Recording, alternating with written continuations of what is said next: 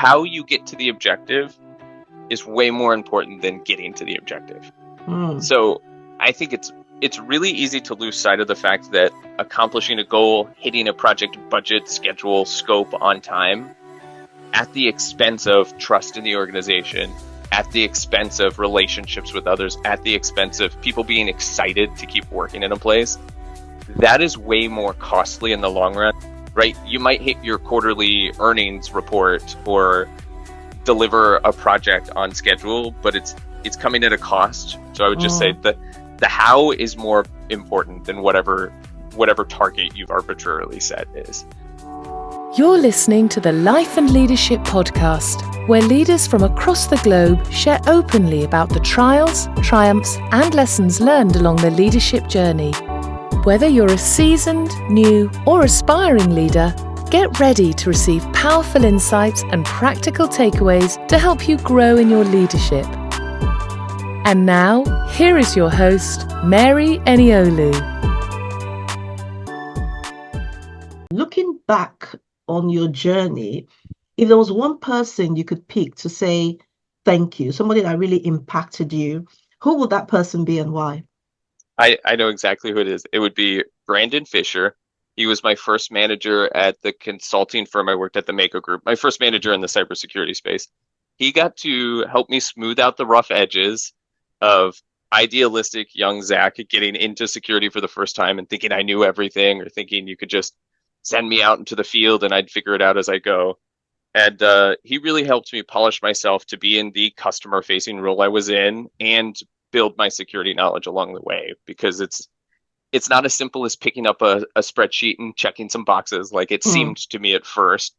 It is deep technical knowledge about the organization you're working with in their specific context. And he really helped instill that in me, that even though you're doing your 6th bank audit for the week, that does not mean you can assume anything is still true in that 6th bank. And by him kind of ingraining that mentality of take every situation on its own, make sure you're focused on what the customer is asking for and understanding their context, that really helped me in my career in a way I don't think I've ever given him proper credit for. So one day I'll reach out to him and let him know. Yeah, let's hope he gets to listen to this podcast somehow. I love asking that question, because very often the answers I get is either a former manager, a former leader, or a relative, a father, a mom, a grandma, something. And the reason I love asking that question is because we're talking about leadership. It's a Life and Leadership podcast. And sometimes we don't really think about people who have influenced us, because that's really what I'm asking. Who has influenced you? And so it just talks about the importance of leadership. You know, it's not just about being able to get the job done. It's not just about getting your team together to get the job done. If you do it properly, you can actually leave a lasting impact on someone that could affect them for the rest of their lives. So, I love asking that question. Another question I'm going to ask you, I'm sure you're fantastic. You're awesome in all you do, but there must there must have been a time where you failed, where something didn't quite work out. And this is another question I love to ask on this podcast, because I think it's high time we normalize failure and just understand it's part of success. It will happen. It doesn't matter how carefully you plan or how many meetings you have before you make the decision. Things can go wrong, and sometimes they go badly wrong. But is there any time that you can think about that you failed or something was really challenging? How did you deal with it, and what were the lessons you learned from it? Yeah, let me just start by saying those are some of the funnest times after you get through them. So I think in the IT world, we actually have some, I'm going to say, really good indicators of failure, because normally it involves knocking a company offline or taking out an application accidentally. So when we'll get together after work and just chit chat about people's backgrounds and careers, we have a question we always ask, which was, what was the first P1 you ever caused? In IT speak, a P1 outage is knocking the whole company offline, taking out a big system. Like, you're doing the right thing, but something went wrong that you couldn't account for. And most people that have worked in IT for years, especially in the engineering space, they all have their first P1 that they can remember. So mine, I had an ask from a leader to block Facebook. I thought, no problem. We've got the right tools in place. I kind of like wrote up a script and a process and a policy for how we were going to do it. We decided let's do it at 2 a.m. Chicago time. It'll be no problem. And we pushed the change and we said, oh, great, we did it. We blocked Facebook. Within 30 minutes, I was getting calls from every single person in the UK who had just come online for the day because we didn't really plan around UK time. We planned around Chicago time. And they said the entire internet has stopped working. Turns Wow. out every single website, or most of them on the internet, all link to Facebook as part of the tracking systems. So the clever script I wrote just said, if Facebook is referenced, block website, Oh, which is a wow. really crappy way to design that. And I didn't think it through at the time because we were doing so many things so quickly. So we very quickly rolled it back, but we, for about a 2 or 3 hour period, were basically blocking half the internet because it cross links to Facebook at some point. Mm. Um, the root cause analysis discussions, the lessons learned after the fact, were really fun with leadership. As I said, oh yeah, I didn't really think about the fact that everything works this way. And I was lucky to have leaders that really trusted me, and they're like, okay, it was only a few hours long, right? Like people were impacted. It's not good, but we can get through this. And now I understand the value, at the time I did not, of really testing things before we deploy them. So I think it's important to be able to look at those opportunities, again, chit chat after work about it and say, how did you learn from this? And, we kind of build in that lessons learned mentality. There is a meeting Mm. you have to have where you say, what did you learn? Yeah. And that really helps. Yeah, no, absolutely, absolutely. I think it's important that we just remember if you're not failing, there's something wrong, actually. 100%. Yeah, Definitely something absolutely. wrong. If you're enjoying this conversation, don't forget to hit the subscribe button. That will help us bring more inspiring conversations to you and reach more people. And if you know of a leader that should be featured on the Life and Leadership podcast, please reach out to us with their details. We would love to hear from you. Right. Now, how do you, as a leader, achieve any sort of work-life harmony? Because they say there are no two good days for a leader. I mean, there's so much going on, so much to juggle, but you still have a life. How do you do it? Yeah, I really like this question. People have used the phrase work-life balance a lot in the past. I like how you said work-life harmony. I would refer to it as work-life integration, which I Mm-hmm. really identified when I heard that phrase online, because I don't think it's about balance as much as it is figuring out how to work a job that is compatible with your life and that they can work together, because it's not about, at least in my world, it's not about clocking in at 8, clocking out at 5, something like that, or even saying I'm going to work a 10-hour day or a 12-hour day, because you can't really turn off after those time frames, right? Mm. So it's about how do I make the two work together? And I'll use some examples from my past. So in my first one of my first roles in the Mako group, it was a fully remote job. Took a ton of time. I probably spent 60 to 80 hours a week working at that job because I was trying to learn cybersecurity as I went. Very valuable time, but it really kind of it takes a lot out of you to work that much. That's not a sustainable place to be in. But what I did was pitched my management on the idea of me being in a fully remote role, working abroad. So through that role, I actually got to travel around the world and work for about 2 years overseas, traveling from different countries, working for our clients internationally. And that kind of rejuvenated my spirit to work the same number of hours. But then the second I logged off, or for my long weekend over a holiday or something, I would be in Prague or Mexico City or over in China and get to experience something that I wouldn't otherwise get to experience. So with that, I kind of forged some degree of integration where I could manage the heavy workload with a nice lifestyle on the side. And it kind of worked together where I integrated the two in a way that not everybody gets the opportunity to, but I was lucky. How I do it today, I think it's a lot of like, today is a Friday in the US.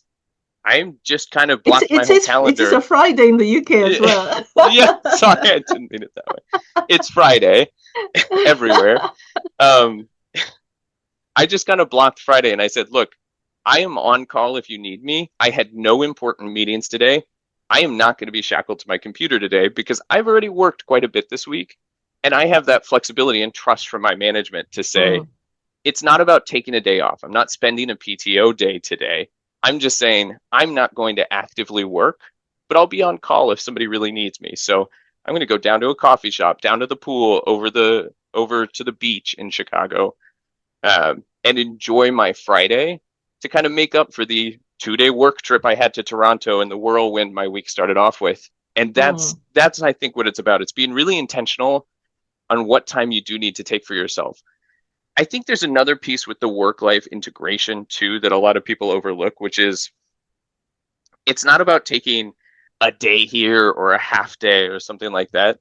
Sometimes it's as simple as saying, okay, normally I let my lunch break get scheduled over. Today, that meeting just has to be rescheduled. I'm going to go for a walk around the block. I'm going to go sit by a park and have lunch because that's what I need today to be able to get through the next 4 hours that are coming Mm. after lunch. Or it's saying, I'll use an example of this podcast. I reached out to you 2 weeks ago when we had this initially scheduled, and I said, I have had a rough week. You will not get my best this week. Let's reschedule. Mm. That's what work life integration is to me, right? It's being able to say things have to be inherently flexible so that we're in the right mental state to show up, whether it's for personal life or for professional life. Yeah. And sometimes that means I'm going to take a call at 9 p.m. tonight because that's when a certain team is online trying to do a change. And that's okay because I know I have the flexibility to take Friday afternoon off. Absolutely. And I love you mentioned trust again there because trust is quite key if you are gonna try and achieve that work-life harmony or integration or whatever you choose to call it, because your whoever is above you needs to trust that you're doing what you need to be doing without Mhm. sitting in front of your computer 9 to 6.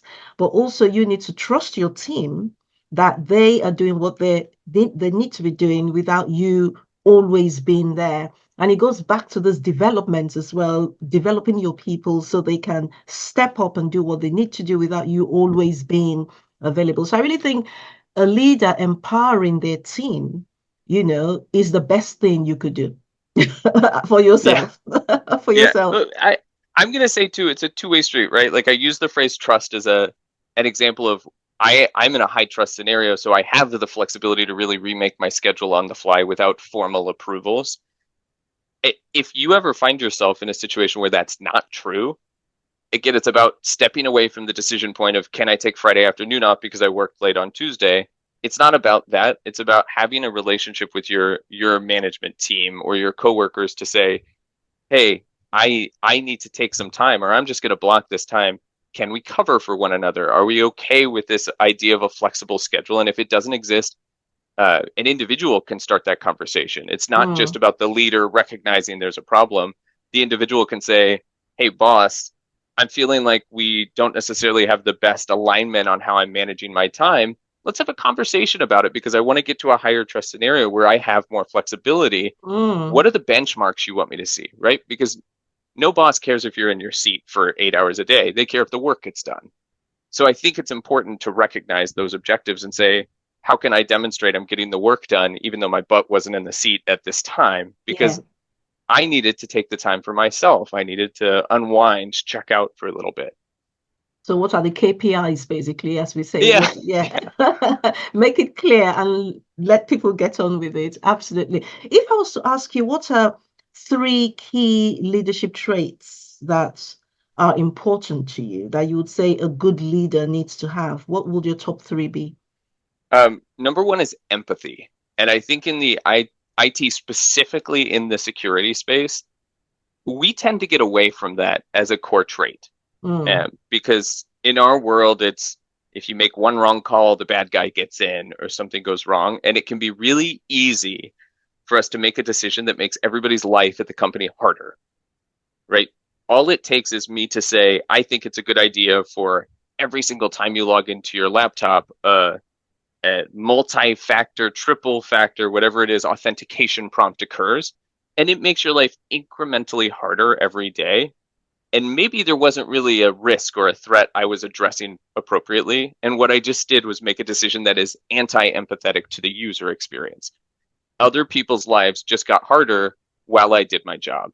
And I mm, think that's an important question for leaders to constantly be asking is, am I being empathetic to the people who are actually being impacted by this decision?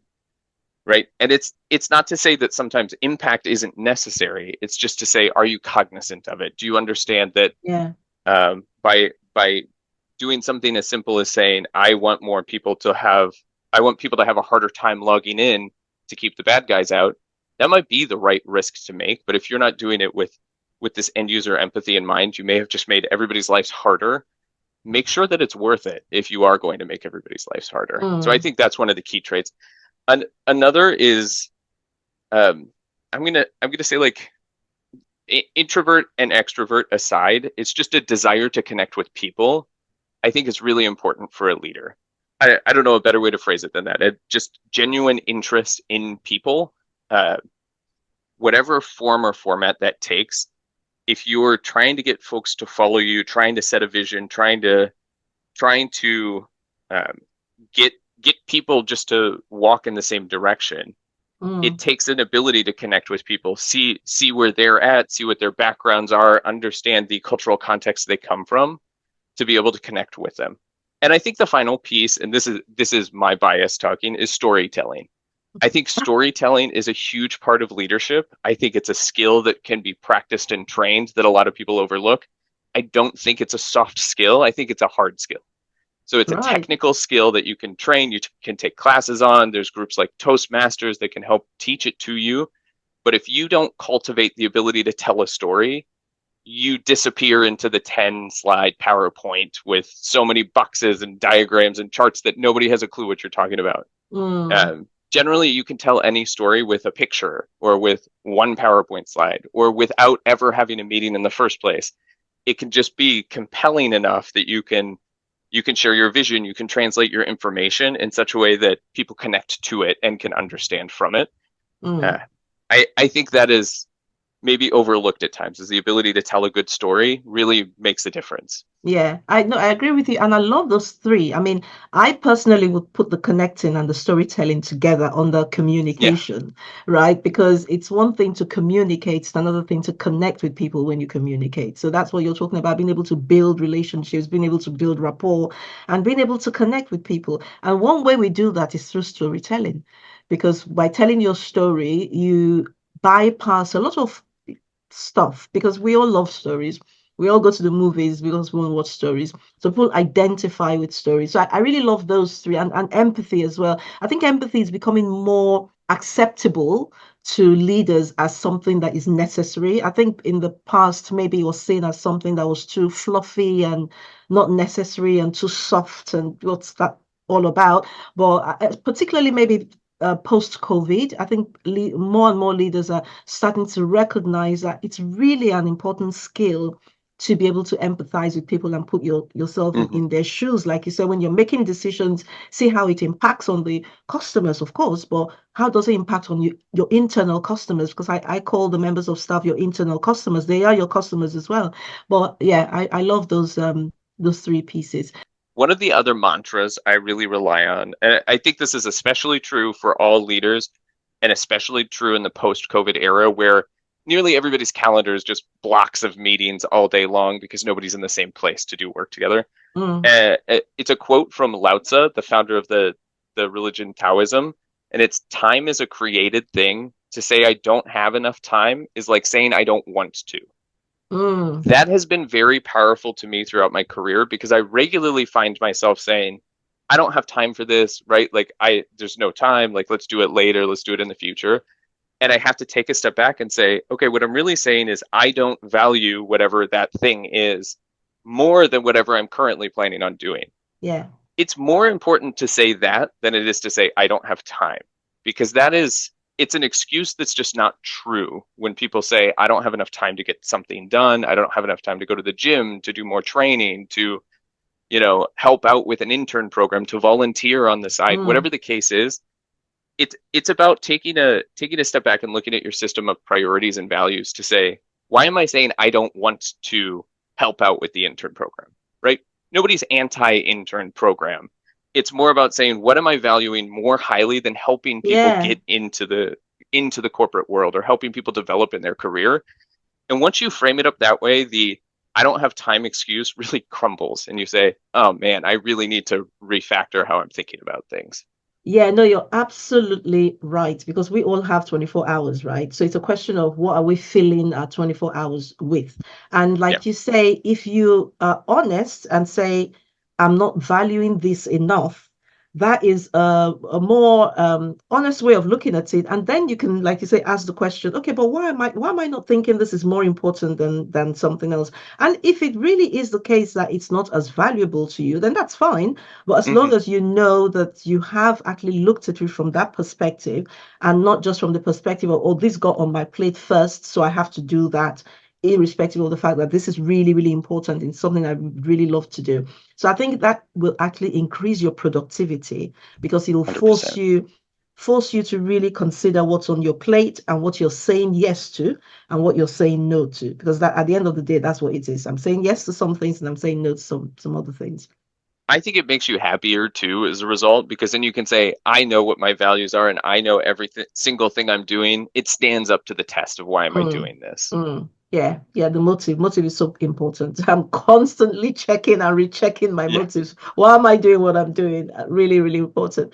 So we're coming to the end of the podcast. About I'm going to ask you, making decisions. Making decisions is a key part of every leader's job. So do you have sort of like a framework that you use to make decisions?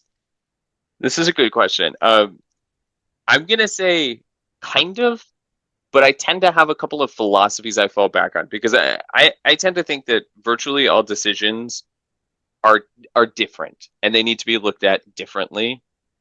But there are some concepts and some mantras I fall back on from time to time. The first is something I've learned about very recently called Cynefin. It's a decision making framework that basically splits problems you're facing up into different domains, ranging from chaotic, meaning you can't really even define what the problem is, you just know you need to address it, all the way down to I think it's complex or repeatable, something like that, where you can say we could design a process that can really address this problem whenever it comes up. And by breaking it into those categories, you can say a chaotic problem has no root cause. So if I try and use a root cause analysis decision making process on a chaotic problem, it will not work. There might be multiple root causes. It might not be a knowable root cause. Mm, So by thinking about problems in these different domains, it can be super helpful to align what actual decision making tools need to be used. I think the other mantra I fall back on, and this comes from a class I took called about a book called Crucial Conversations. And this is a mantra I repeat to myself all the time at work because sometimes I forget this. I don't want what we don't want. And I mm, think that's a really powerful statement that can be used in a lot of decision making where it seems like people are across the aisles. They're on different sides of the fence and you need to pull everybody together.